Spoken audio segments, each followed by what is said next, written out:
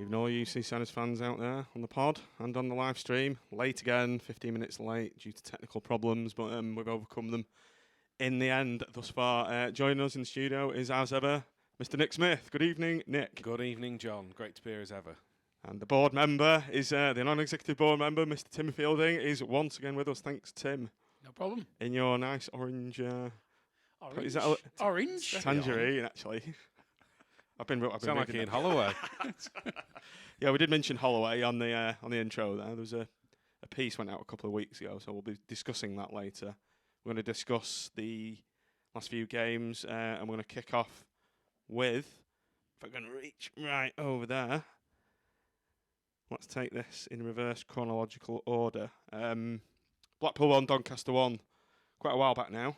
Tuesday night, wasn't it? Yeah, after the Lord Mayor's show. Yeah, I got home very late from work. I think I got to Blackpool about 7:07. And I was like, can I be arsed going? It was freezing, wasn't it? It was snow. But then I saw you can watch it on the iFollow platform, which I did.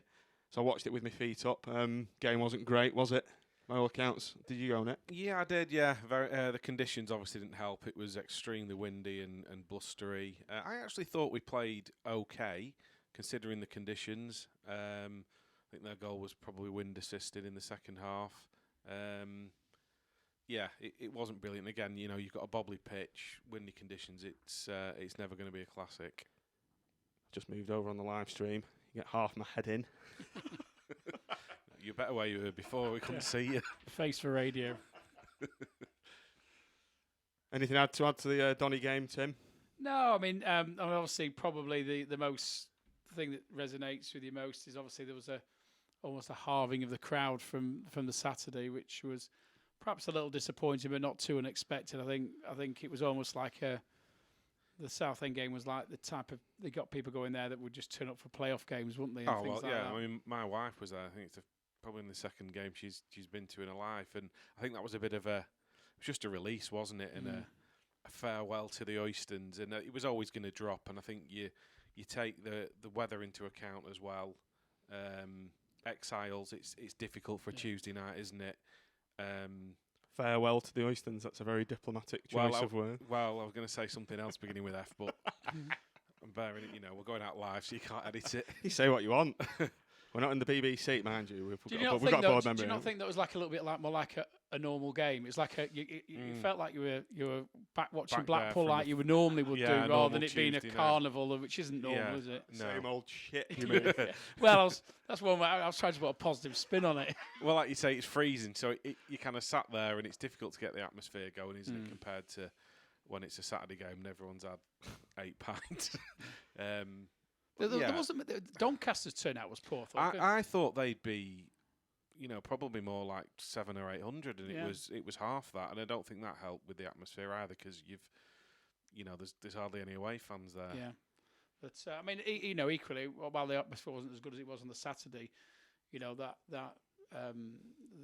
the grouping in the north of those who want to, it definitely makes a difference, doesn't it? Yeah, and it was still there, and it's I think that's something moving forward that hopefully we can get the south and the north bouncing off each other, and there's a tempo to it which I think the players must like. I think it helps as well because normally the crowd kind of respond to the play, don't they? And it needs something to happen to get the crowd going, whereas certainly since we've gone back, there's kind of been that constant singing right the way through for 90 minutes, and like I say, for the players, it probably gives them a bit of a boost. You know, even if things aren't going too well, it keeps the atmosphere up. Yeah. So moving on swiftly on, we went for a Burton almost. Did literally go for a Burton at Burton 3-0. Tim, I believe you went. You were one of those unfortunate souls that went to what's even the stadium called then? Do you know? Pirelli. Is it? It might be actually. It was. They get renamed every 12 months, a lot of them now, don't they? It was. I mean, the thing that I noticed was compared to the last time we went to Burton, which I think was on New Year's Day, or the last time I remember going to Burton, let's put it that way, when there was quite a decent crowd on about 750 Blackpool, and their ends were fairly full and quite raucous. It was very quiet. There's probably, I don't know what the crowd was, probably 2,500 there, 500 from Blackpool. yeah, there wasn't a lot to commend it, to be honest. It was a drove down, watched. There's a decent pub to go in, and then it was all downhill from there. Really. What's the stadium like? Is it like a kind of a Lego brick kind of? Yeah, it's like a smaller version of Scunthorpe, I would say. It's very compact, isn't it? Well, actually, terraces on 3 sides. And right.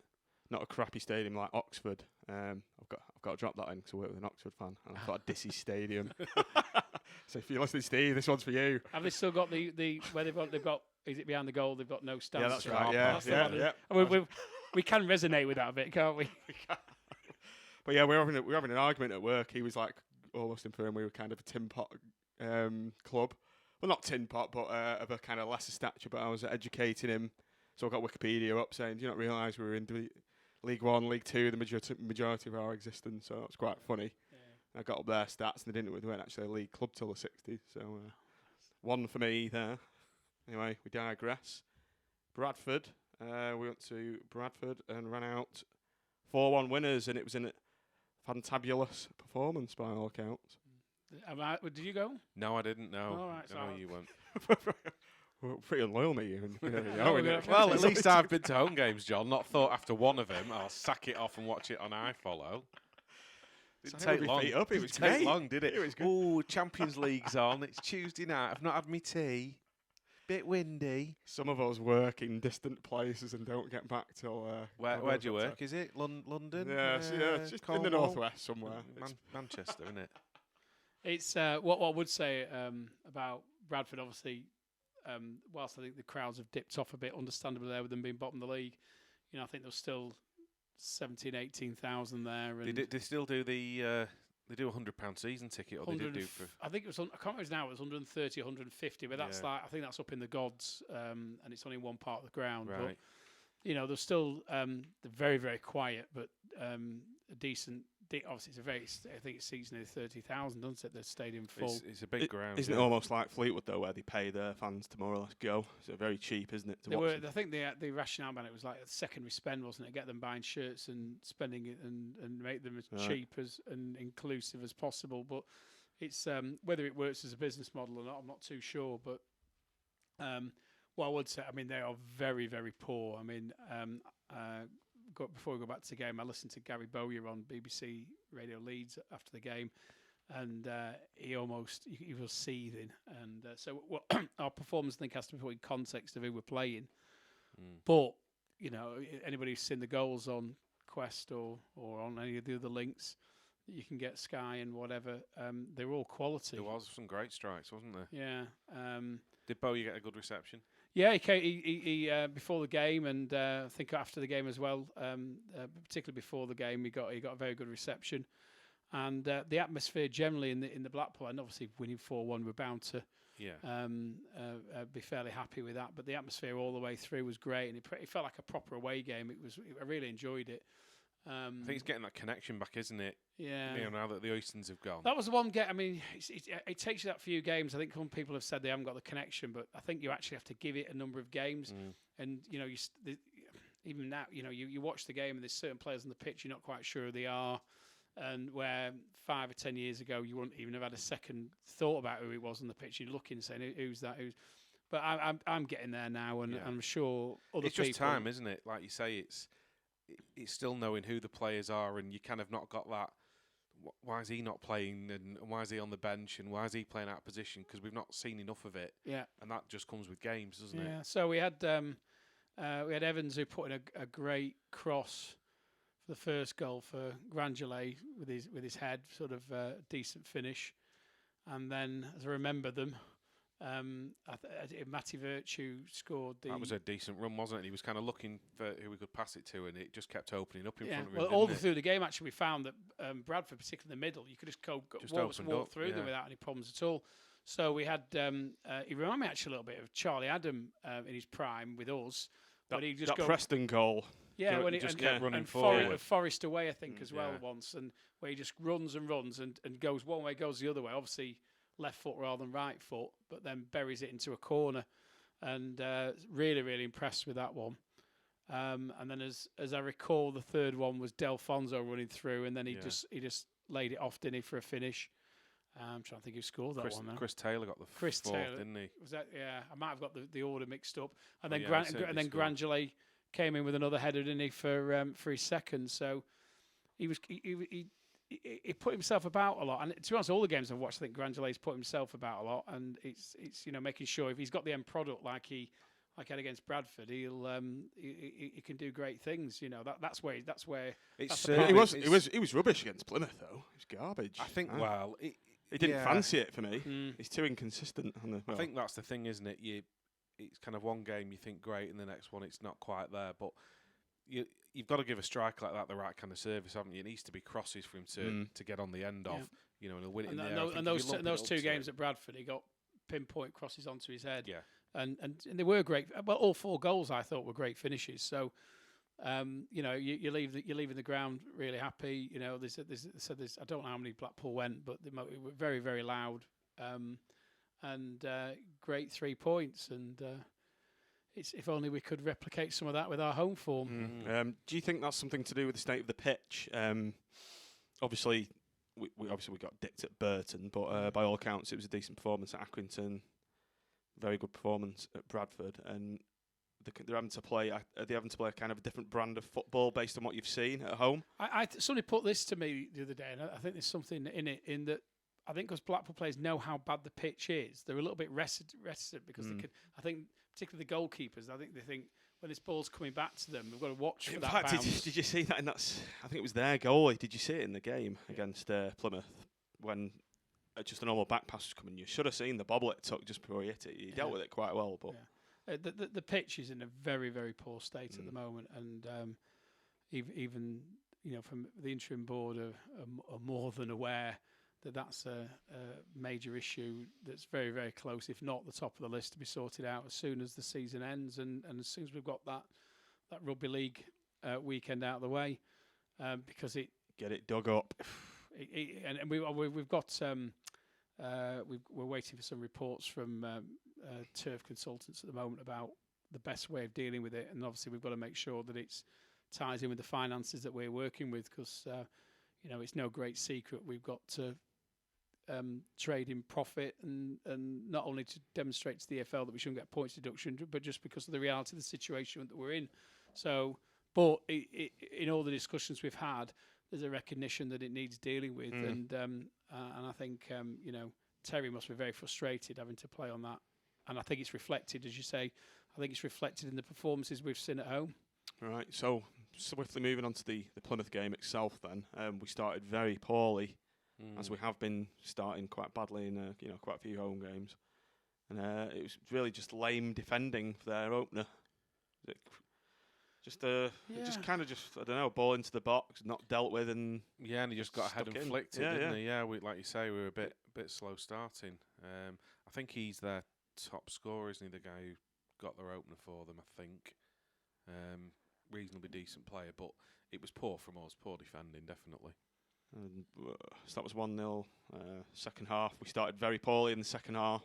Yeah. They should have been 2-0 up straight away, almost, when people came back in the seats. I mean, whistled past the post, a shot from the edge of the box, was it? I just thought all the way through that game, every time we had the ball, they seemed to be closing us down in a way that led us to make mistakes. And yet when they got the ball, they seemed to have all the time in the world. And it's just one of those games where you never thought you were going to get anything out of it for me. And type of game where you might think about leaving your seat before the end of the game. We'll come back to that in a minute, Tim. You've just reminded me. Half time. There was obviously the new bottle bars that were open. I was in the south. My son with me, and my family, and a few of my friends. So I was very bored of the what was going on the pitch. So I went down like 10 minutes before. I thought, I'll top up. I'll go and have a pint. Like horrendous queues, and that bottle bar had run out. It'd run out of beer. But yeah, the queues are really bad under the south, aren't they? It's like I was watching the woman pouring the beer, and it comes out of the pipe so slowly. I mean, is there nothing they can do with that? Can't we? We want those Tottenham ones, don't we, where they fill up from the bottom with the magnets in. Yeah, well, I think again, it's probably something that's on the agenda, isn't it? But there's a lot to sort out. I mean, we went to the bottle bar. This is the most important issue, though, yeah, isn't it? Let's be fair. Half-time pipe, true. Me and Jim went to the bottle bar in the north, were we? And it was no problem at all. We got served straight away. Did you? Did they not run out there? Well, they hadn't at the time when we went, and it was only maybe 5 minutes before half-time, something like that. Was there a big queue? No. And there wasn't in the west either. You could, because I was then. Right in the half time, I walked round to the west one before I went to the south. It was the top of the west we went to. Actually, we walked just round and went through the first entrance into the west on the left, and it was absolutely fine. I think possibly in the south, it's because that corner bar and the south east area, that's all blocked off, isn't it? So you can't have like an overspill of people going in there because there is a bar through there. Obviously we originally had the Seasiders bar, didn't we, which took all the pressure off the kiosks. One of the reasons for bringing these bottle bars in is to relieve the pressure on the kiosks again as a short-term measure. Now they will work. Obviously, the first week there was always going to be a few issues. I turned up after I'd been to the Excelsior just to check how they were going on, and there was this massive long queue, and the guy's got a card machine that's all of a sudden decides to stop working. So I had to go dashing. Where was that? In the south, yeah. So I had to go dashing to the club shop to get one. So he could get going again, and then it worked fine. Is there just one bottle bar then in the south? Just yes, the one? I mean I think what we've got to look at is probably the reason they're doing a better job and lasting longer in the west. It's probably demographically. There's more people in the south than the north drinking beer. Yeah. than no. In Coffee all and serious, flask drinkers, aren't they, in the west? there probably is, and there's also, I think if you look at the numbers of people that are in the south. Because there's two in the west, one on either side, and of course the middle of the west is where the hospitality is. They might be going upstairs anyway. Yeah. So if you look at the numbers, there's probably more heading to the south than the north. So get a wallpaper pasting table, stick a green baize over it, a few cool boxes, fill them full of booze. Happy days. We will be looking. We'll look at if it carries on being a problem. It's a nice problem to have, though, isn't it? Yeah, we're looking bigger ones to sort. We're looking at other solutions in the south, which realistically be for next season. But the fact that it sold out before half time on the first day shows that there's a demand for it. What we're going to make sure next week for Peterborough is that it doesn't run out, because there's nobody more frustrated than I was that it did, because it was one of the things I wanted in there.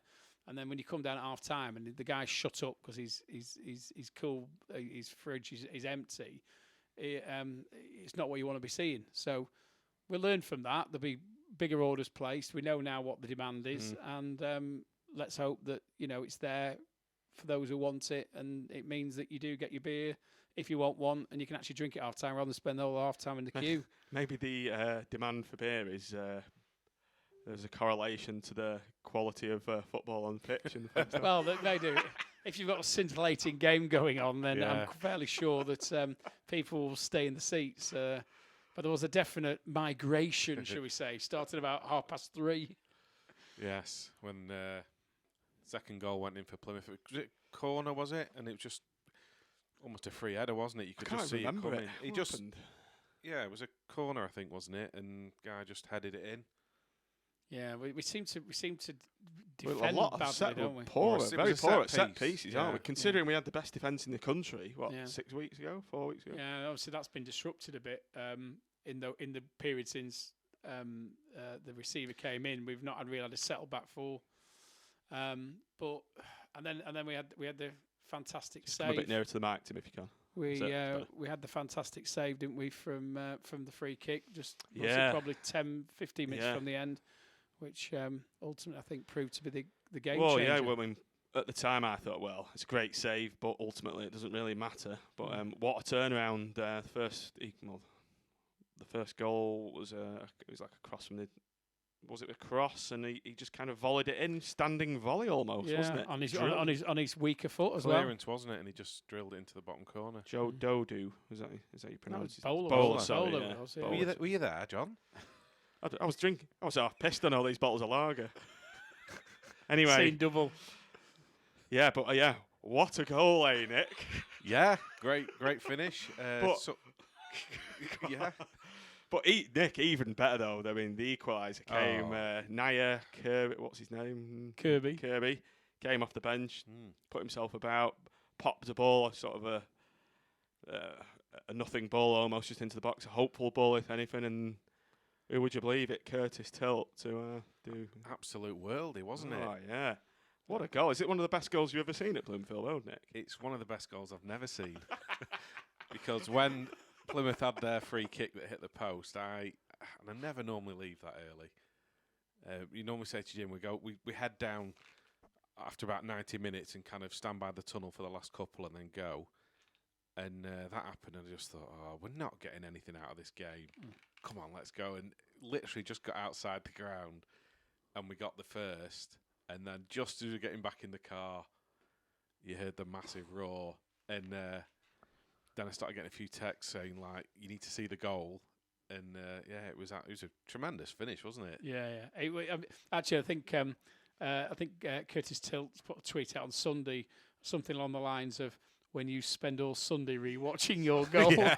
It was on Sky and everything, special feature. He was retweeting everything, doing the links to it. And there's lots of angles of it, wasn't there? I think when you're a defender and you score a goal like that, you've got to lap it up, haven't you? Because and it really there's we'd got the first one back, but I still couldn't see us really getting anything out of it. And little girl sat in front of me said to her mum, we're going to get that, we're going to score in the last minute again. It's like last time, aren't we, mummy?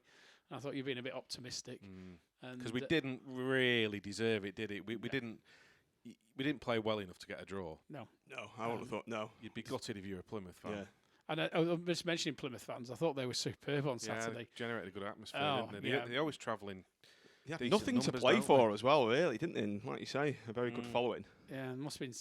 I think they said 600. They've probably got quite a few exiles as well, like we have. Yeah, I think that's part. I know, but they'd sold, because I actually thought there might have been a few more of them, because they'd sold 500 tickets beforehand, but there was this thing that the exiles just pay on the day, and so you probably go. But there wasn't that many more. But what an atmosphere they created, and yeah, it was. I think the home parts of the north fed off that as well. I think, and I think it's what you need, isn't it? Because you've got the away fans, and it just generates a better atmosphere, doesn't it? If there's a few hundred away fans there. Yeah. Are you going to be in there permanently then, Nick? The north, is that where you? Probably for the rest of the season, and obviously we'll wait to see what we do for next season. It'll be a season ticket, but just waiting to see what the prices are as well. Yeah, well, that's one of the things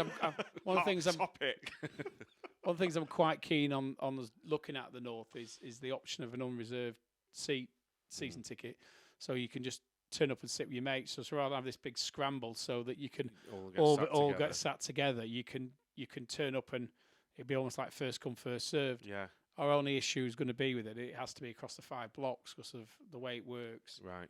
We can't just do it, like I said, with Block A or Block B. It would have to be the whole lot. Well, people can make the choice then, can't they? They've got plenty of the rest of the ground if they want to, sit somewhere specific every other week, and if not, it's... Well, what I want to see, I want us to have, not in a unpleasant way, but what we want is to have an intimidating atmosphere. We always used to have, where opposition managers used to comment on what an atmosphere we created, and I want us to be able to do that. And the Plymouth manager commented on Saturday, didn't he? He just said he felt that the fans sucked the ball in the back of the net. Yeah. And that's what we want to be looking for me, because even if you don't want to be in the middle of that, it's still great whether you're a corporate sponsor, whether you're a family turning up with kids, or whatever age you are. The atmosphere. There's very few people who would say, "Oh, I don't want that. I don't want all that noise and all." And most people. Why wouldn't you? Yeah. Most people thrive off it, and most certainly the players will. Absolutely. So for me, it's all part of the match day experience, and so if we can encourage that section of the fan base who want to get involved in the so being involved in that chanting together, I think that'll help the football club and the players and the manager. Absolutely. And everything else that we want to see at Bloomfield Road. And when do you think there might be an announcement for season ticket prices? When might it be decided? I can say with some certainty it will likely be before Fleetwood. I don't think they'll go on sale before Fleetwood, but I think there'll be an announcement. I think we'll start to see the marketing roll out either at the Peterborough game or straight after it. And the more specifics as regards what decisions have been made will become apparent before Fleetwood. Genuinely no final decisions have been made yet. What I would say is, we've got to be realistic here. So obviously I've seen various threads on AVFTT about experimenting with the Bradford model of very cheap season tickets and trying to fill the ground. But the reality is that's a decision for a new owner, not an interim board. We've got to leave as many options open as we can for a new owner as possible, and that could actually put people off who otherwise might be interested, particularly if the experiment doesn't work. So we haven't got the capital backup to actually experiment like 50 quid season tickets, or whatever it might be. And one of the things we've had to deal with the EFL and have to continue to deal with the EFL is cash flow projections that show that we are a viable business. And if you decimate the season ticket price, you're not going to balance the books. It's as simple as that. You might think you can do it on secondary spend, but you can't put that in your projections. No. That's interesting. So let's move on to the fans forum, Tim, that happened last Wednesday. Last Wednesday. A kind of an invite-only event, I believe, just to make it a bit more manageable. So everyone was it a rep from each sports group got a voice? I basically was tasked with trying to make it as representative it could be of the fan base.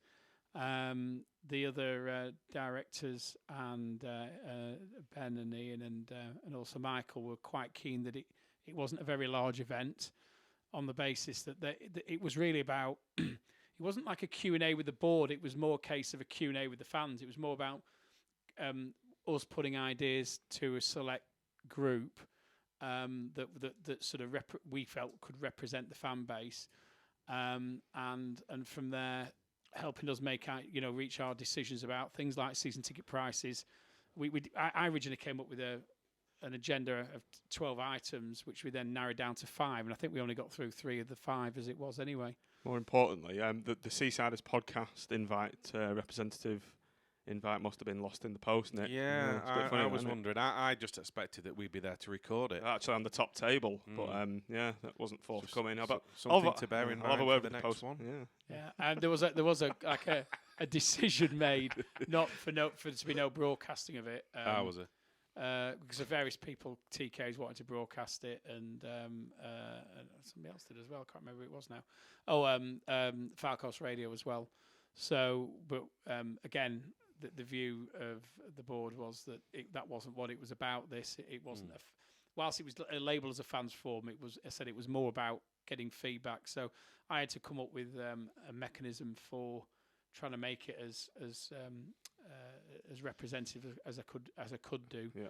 Took the view that each of the sort of 3 fans groups, as I would call them, BST, BSA, and the Muckers got basically 8 each, and then allowed 3 for TKs, and then a couple for Yorkshire, Basel, and Chorley and Leyland, or Leyland and Chorley, even if we get it the way around, and that left me with about 18, and I pulled that out to an open.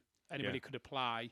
Roughly 50% of those applied got on, and I thought the split was quite good. We ended up with about 3 in 10 were attendees during the boycott. 7/10 were, and I think I get the impression that's roughly representative of what we've seen in the crowd. Yeah, we had 1,800, 2,000. I think there was 1,800 season tickets, according to the ticket office beforehand. And really, I think we've got 6,000 or 7,000 hardcore, haven't we? Yeah, probably 7 at the moment. So I think that roughly translated to the breakdown of who was there. So it wasn't about selecting specific people, more about making sure it was that spread of different opinions, and it was important that you have different opinions in the room, because having 20 people saying the same thing is of little value to the board. Yeah.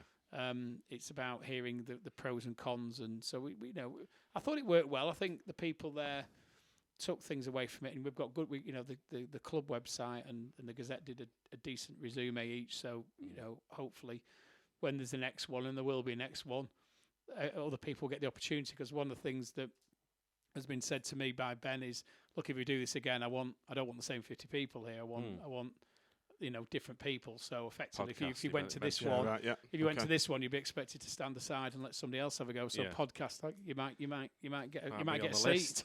You might get the gig. top table this time. Definitely. Well, there'll be an empty space there next week. So, so the three things that were discussed then, just briefly, presume season tickets. Yeah, key takeaways, I presume. Yeah. Yeah, season tickets. Season tickets was high on the agenda because obviously that's a decision that we can't leave to a new owner. We're going to have to make it, and I think there was a recognition in the room that that prices were likely to have to go one way, and that was up slightly. We've got to get the balance right there. Sorry to butt in, Tim. There was just one thing that resonated with me when I was reading about it. The 60 to 65-year-old category should expect concessions. Well, I don't really get that. So why if you're between 60 and 65 do you get concessions? You've got your gold-plated pension. Exactly. My point exactly. You're still working generally at that age. Like Nick says, that a lot of pensioners are very well off. So a lot aren't as well, and I get it. I think you're never going to please. It's not a charity, you know. It's a business at the end of the day. You've got to look at it. Yeah, they're long-serving fans, but then the flip is, if you can't then apply something at the other end, that's your next generation, isn't it? And you need people to, if you're taking kids and all of a sudden a family season ticket is ridiculously expensive. You're potentially turning away your next generation there. What was said, and Michael took the lead on this, really, was that, look, we will look at where we can offer concessions, but if we want to offer a concession at one particular age demographic, it's got to be the lower ones. But it's also, there's got to be a balance. You can't say, right, we're going to have concessions here, and concessions all over the place. One of the areas that we were quite keen at looking at is the age group between 16 and 21, where you've got the transition, I think, from kids who've had the parents pay to having to perhaps start paying for themselves, and they at the moment were in the full price bracket, and most certainly by the time they're 18, where they might still be at college, or if they are working, they're generally in a relatively low paid job at that age. So I think we do as a board want to try and encourage that age group not to walk away or to stop coming. And there will be people when the price is announced who aren't happy with the changes, and there'll be those who realise what we're trying to do and what we've got to do. Looking at that pitch, we've spoken about the pitch. If we're going to do something with the pitch, we've got to have the money in the bank to do it. And there's payment plans as well, now, isn't there? Things like that. It doesn't have to be one lump sum necessarily, does it? We're most certainly looking at a payment option that will allow people to spread the payment over most of the year. And if you look, I mean, there was a sort of, if you look at a price point at £300, for instance, if you then break that down game by game, you're paying about £12 a game. So someone's just put in the chat, should be 66, as that's the new pension age. Yeah, that's actually not a bad benchmark to use, isn't it? Well, that's going up and up now, isn't it? I said I would stress no final decisions have been made, but if you look at Fleetwood, if you look at Preston, and you look at Blackburn, which is there, to be honest, it's the only three clubs I've had time to have a look at. None of them start the concessions at 60; they're all 65. So knock it on the head then. Yeah, we'll see what the final decisions are. But I think that's an area where you can always come up with saying, well, there are people of that age who haven't got a lot of money. But I think if you can only look at the demographic. What do you do? Do you means test it? Yeah. You know what I mean? It's ridiculous. Yeah, and I think what we'll hopefully have is whichever way the tickets go. You've got to bear in mind the concession is worth £50 a year, so it's £2 a game. So if the concession's lost, it shouldn't be the end of the world to anybody, because the season ticket will still be good value for money. So we'll see. The final decisions, I think, will be made in the next week, and then we'll start the marketing campaign to get the thing rolling. So the other areas that we particularly looked at were which was actually this one came towards the end. That's why I'm thinking of the other one. Was the role of the SLO, Supporters Liaison Officer, which has always been a bit of a tick box exercise at Blackpool. And I think I'm quite keen that it's something meaningful. The view was that it should come from within the fan base, not from the club. So if we got a temporary one at the moment? At the moment, it's still Sarah in the ticket office, which is, I think she'll admit it's a tick box exercise, just as it was with a predecessor. Mark Ridgway was the original, if you remember. But I do think it's important. I do think it can be a meaningful role, and the view in the room was that perhaps there's a role. It should be more than one person. Yeah, maybe somebody's the head of it and is actually the supporters liaison officer. But there was talk about having one for each stand, the home stands. So there's one in the south, one in the north, one in the west, and then maybe one for away fans. Because I always quite like it on the forums when the away SLO comes on and tells you where to go. And it gives you a bit of an update as to what to expect. Yeah, where your best pub is and where to go to eat, where to go and get fish and chips. And that can all be about trying to tie in with getting people to spend money in our local businesses near the ground. So I think there's a great opportunity there, but we'd only really want one person to be coming and liaising with the board, because otherwise it becomes a bit of a even with the 50 in the room. To be honest, it was arguably twice as many as we really needed. But you don't want to limit things too much. You could possibly have one from each age group, possibly like a junior Seasider, one a teenager, a regular payer, and then one of the concession payers. That might be a good avenue to have an SLO in each one of those categories. Yeah. That's the way of looking at it. Again, it's one of those where we're probably going to, because it's realistically going to be for the start of next season, is to put it out to the fans groups to give us more feedback. We basically sent them away to have a think about that, and we'll see what comes out of it. And the other main item that we focused on was that stadium configuration, sort of about how we want to see. Where we want to see home fans and where we want to see the away fans. So there was, I think it was a fairly unanimous that home fans should be given the whole of the north back. I think the idea of getting home fans behind each goal, so you're never giving the away team an advantage there, is definitely worth looking at. And then probably where there was the most debate was where you cite the away fans if you put them in the east, because the logical place, when you first think about it, is to put them in the south because it's got the better facilities. But there's a number of reasons why you might not want to do that. From the Muckers' perspective, particularly, they wanted the away fans close to them because they feel that the atmosphere bounces off the home fan and the away fans' interaction. Hopefully not with things being thrown, but with never reach us with a smoke. They were bouncing off each other after Plymouth, weren't they? So yeah. So, but in all seriousness, I think there's something in that. That perhaps when you actually look at it in a little bit more detail, one of the big problems we would have if we actually do in the long term put the away fans in the south part of the east, which was that's where I initially thought they should go, is that you're actually going to block off a load of seats that are all around the entrance. So as they come in off Bloomfield Road near the side of the hotel, the entrance that they walk into the ground, the tunnel they come in through, is actually surrounded by home seats. Now, when we had the away fans in there in the Premiership, which is only a year they're in there, that area seating wasn't in, if you remember it. Do you mean the south east seats? They'll be able to walk past Blackpool fans. Effectively under Rollies, the bit under Rollies. Can't you just give them all that then? Well, you could, but then you're giving 3,000 away seats. What, just the corner bit, do you mean? No, so if they go into the southeast with the 2,000 or whatever it is that's in that area, their entrance isn't actually in the southeast section. It's in the when I say the southeast, I mean the south part of the east. It's actually in that corner section, which is technically home fans. Right. So you would lose all that. You'd have to leave that empty. So even if you had 300 away fans, you'd have to leave all that empty. And if we had a big game and we wanted to try and fill the stadium, we would lose about a good 500 seats around there, if not 1,000, which we don't want to do. You want to keep that option open, because it would be, if you configure it wrong and it means you can never have a 16,000 crowd, then you're not doing your job properly. Not a problem at the moment, though, is it?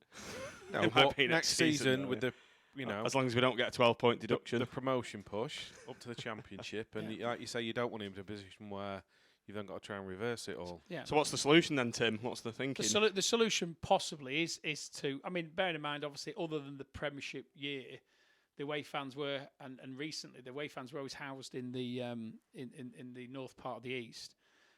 What I think we need to do is look at better provision for them, because at the moment the toilet facilities and the refreshment facilities are inadequate. Yeah, so literally take the piss, don't they? So if we do any capital works over the summer, other than the pitch, it might be looking at how we make it appropriate. Slightly less shit. Yeah. Well, have toilets would be a good start that actually function properly. And and a proper kiosk. We're not talking a major development. We're talking about something that just makes it at the end of the day, you actually want to make some money out of the away fans being in there as well. Yeah. You want to sell stuff to them, and if you haven't got a proper provision in there, and you've got 2,500 away fans turning up to a game, is it still? It's still temporary, effectively, isn't it? Most of the whole of it is, the stand. So there's a do we still rent it? Pass. We did initially, didn't we? Yeah. I'm sure we rented it initially when it was first done. It must be written down to nil by now, though, in the balance sheet of whoever rented it to us. I don't think it was, it? Was it? It was like 1.5 million. I seem to remember that figure in my head. Yeah, but I think they did rent that golf stand, the initial one, right, Gene Kelly. Thinking of that. Most certainly all the piling was done underneath it, and that's there for the future if there is any. Oh, has that been done? Has it? Right, okay. Well, I was speaking to that Seaside lead the other day, and we were talking back to the 2010 when saddos like us were going down with our sandwiches to watch the piling at lunchtime. It's a bit geeky, but when we were at the time, obviously interesting to go along every day and see how it's going on, and they definitely piled it, and they spent quite a long time piling it. I think we were always told at the time that it was a temporary stand that could be converted in the future. Yeah. Whether it's been done well enough for that to actually happen or not, it remains to be seen. But if the piling's been done, you should be able to. In theory, you've still got an access problem around the back at the moment. That's it. It's very tight, isn't it? If you're going to do it. Yeah. So it's one of those. Again, we won't be doing anything other than maybe making, if we decide to configure it the way that we spoke about at the forum, make sure that we've actually got proper away provisions so that we make the most of the money, and secondly that we're not treating the away fans in a way that we wouldn't want to be treated at an away ground ourselves. We used to be treated like that in the scratching sheds, don't we? It was just a wall that you pissed up. Yeah. A long time ago, yeah. Right. So let's move on to a bit of news. So there's the EFL hearing. I've got here is on the 11th of April. Is that correct? Yeah, next Thursday. Is that the actual decision? Yeah. Well, that's what happens, as I understand it, is we've. As I understand it now, we've put all our representations in. It's something I've taken a little bit more of a back seat on.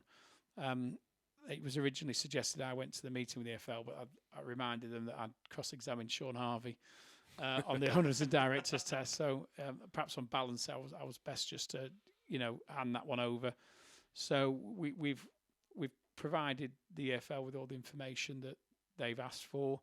The focus very much is upon demonstrating that we are financially viable, that we've got our sums right, and that we're not going to run out of money and stop paying players and stop paying trade creditors. I'd like to think that if we're able to do that we're going to get a sympathetic ear next week. It'd be disappointing if we get that deduction after all we've been through.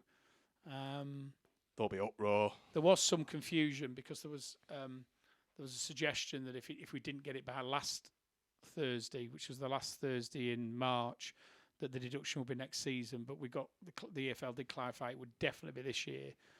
It'd be sort of, if that's the case, then it'll be, if it is to happen, it'll be best if it happens this season, then won't it? Because we can still avoid relegation. Well, it is going to happen this season. I think that's what definitely. No, we've had that. So for me, there's three alternatives. I think we're only 3 points above the drop zone, and when you bear in mind we're at Luton on Saturday. Do you think they're waiting to see if we get enough points that it won't make any difference? We think the decision will be, and what we're having to wait for, because our last set of information only went in on Monday, Tuesday of last week.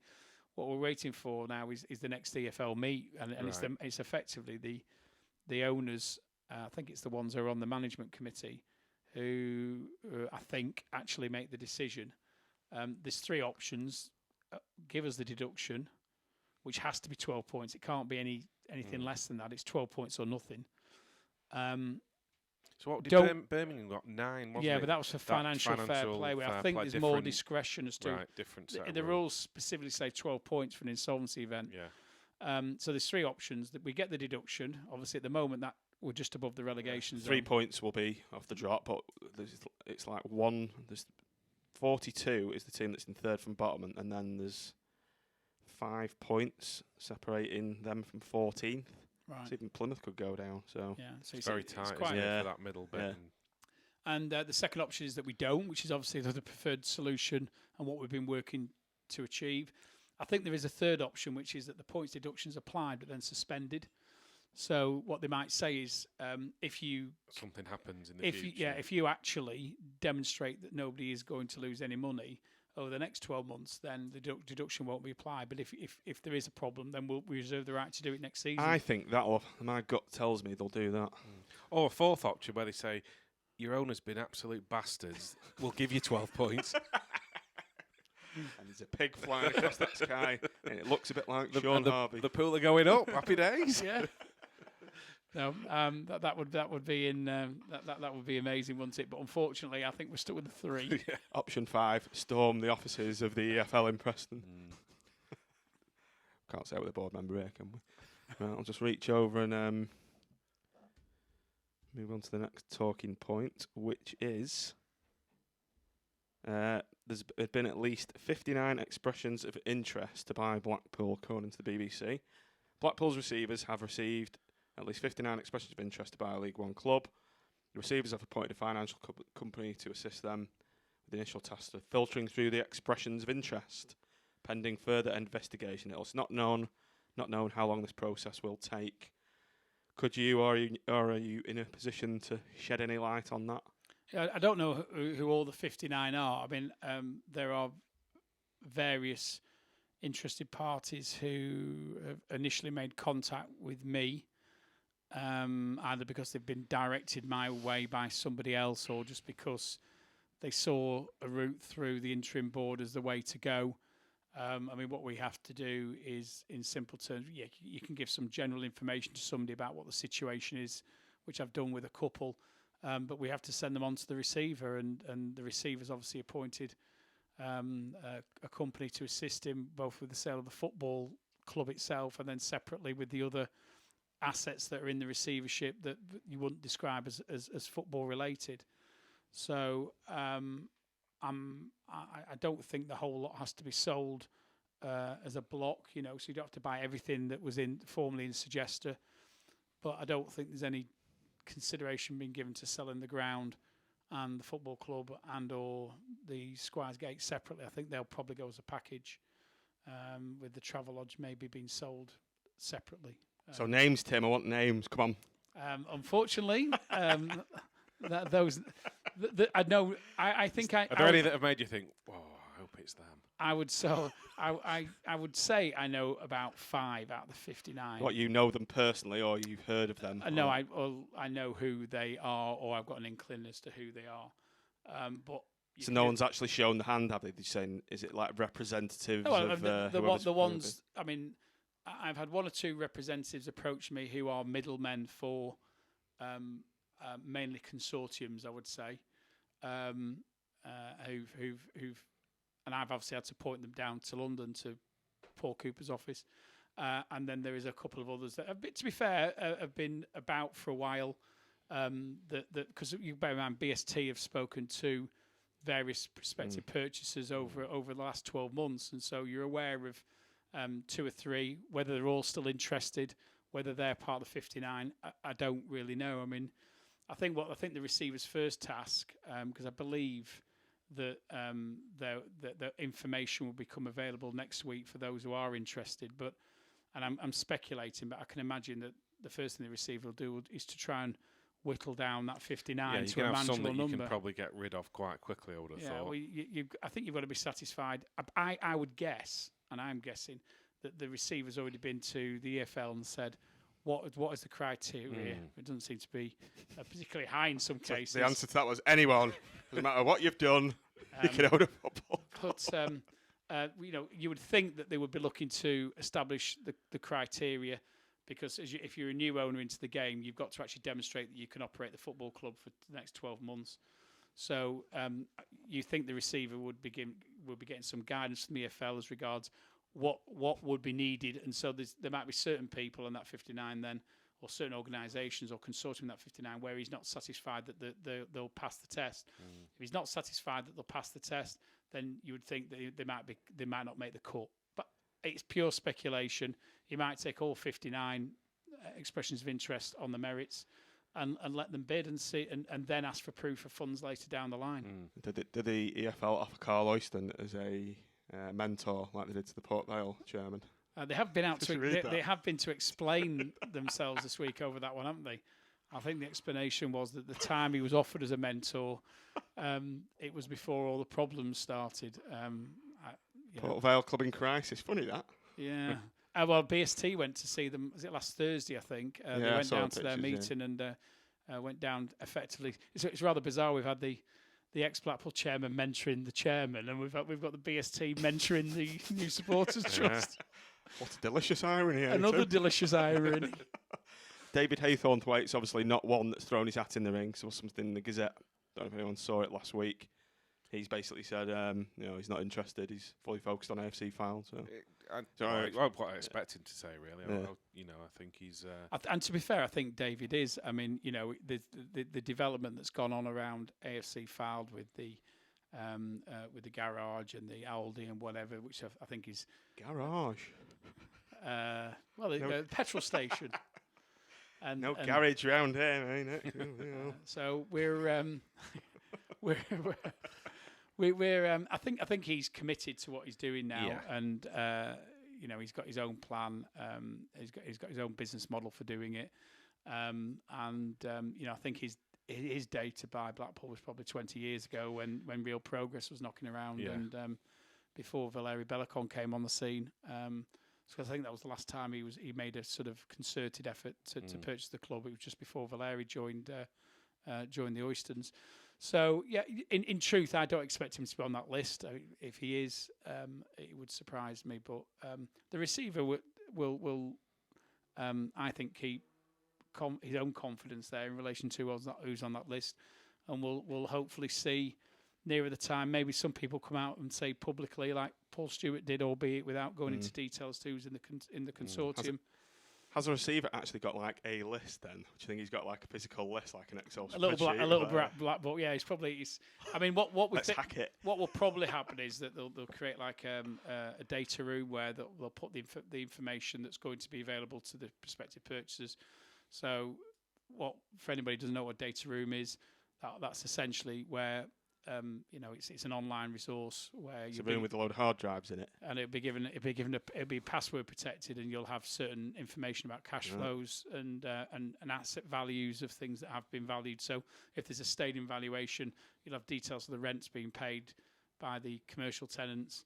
You'll have details of what players' contracts are, what revenue projections are based upon certain numbers of season tickets being sold and things of that nature.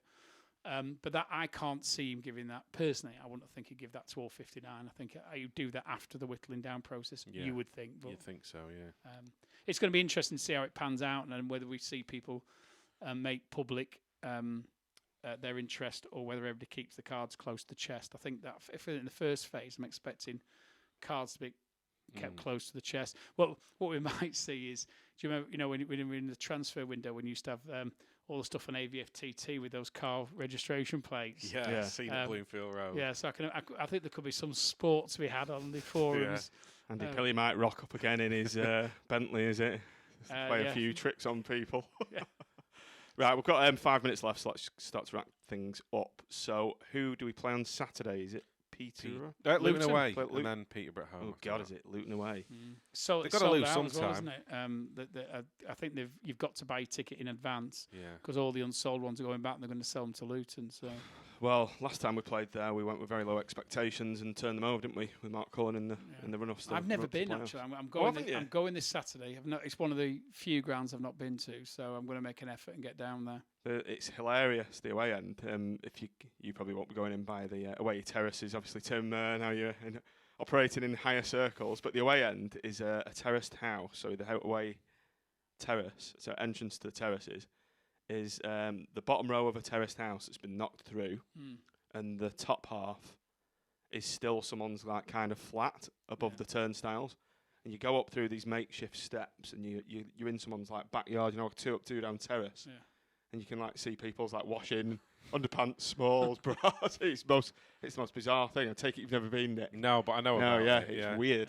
Yeah, got a sort of a rustic charm. But as for the game itself, tough task. Flying high, But then again, Blackpool have gone to Portsmouth and won, and we've got good results up at Sunderland. Yeah, absolutely. So if anything, we tend to raise our game when we're playing a team, but they are you know, they are the standout team in the division this season, aren't they? And it's going to be a tough ask, just as I think the Barnsley away game will be a tough ask. So if we take any points out of those two, it'd be pleasing. And we've got to look.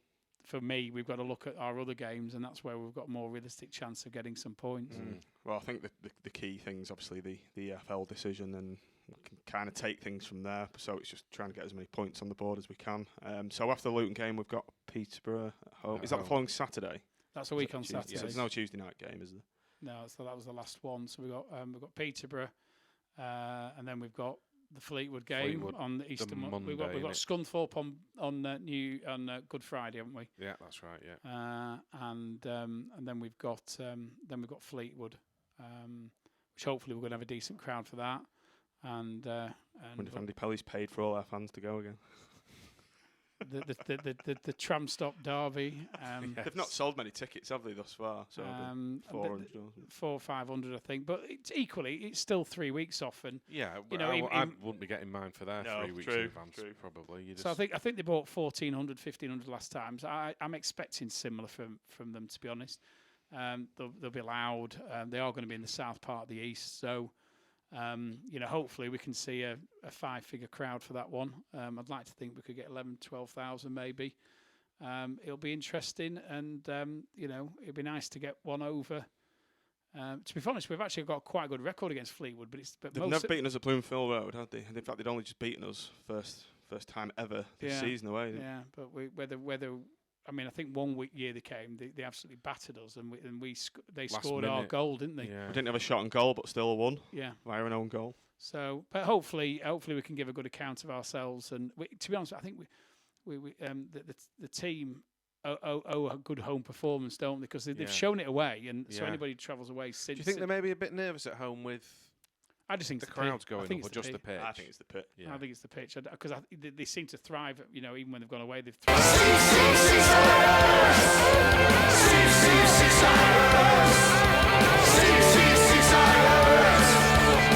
Those last-minute goals, because you've had a massive outpour of emotion, but would have come away a bit flat if we'd lost them both, wouldn't we? So.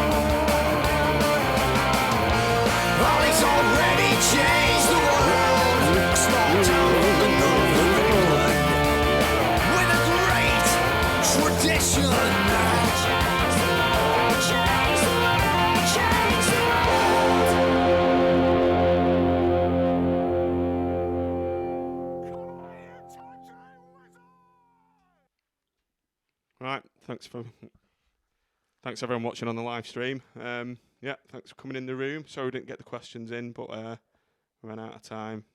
Tim's very expensive these days. Charged by the hour. Right, thanks for listening everyone, or watching even.